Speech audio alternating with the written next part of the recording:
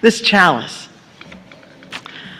warms our hearts, serves as our focus, reminds us of who we are. And we light it every Sunday morning, and we join in congregations across the world that light this chalice. But the most important thing, of course, is that we light it inside.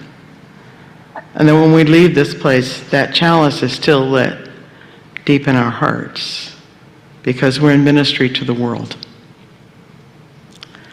The theme for this month is joy.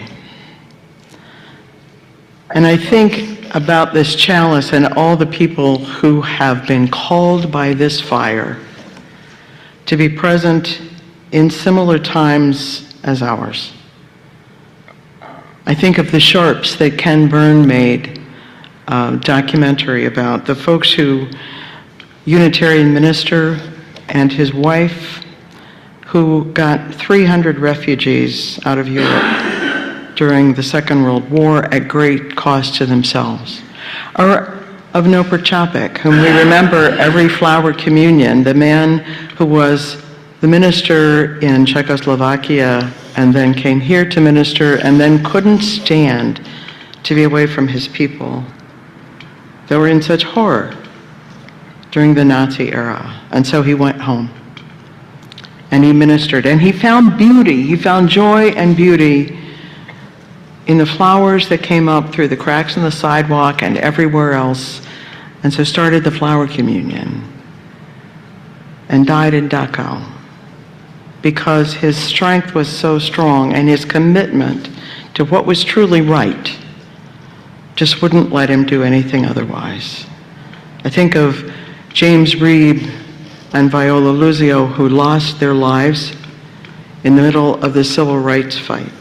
Just simply being people centered on this internal light in their hearts and knowing what was right and what was wrong and simply being. And this chalice continues, and it calls us today. It calls to be a fire in our hearts as we do whatever it is that we need to do in this world right now. And I just want to read this from John Lewis, Making Good Trouble. This is what he says. I believe that fire making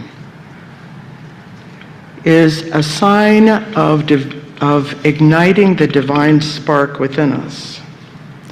And if we're able to nurture that spark, it becomes a burning flame, an external force of light.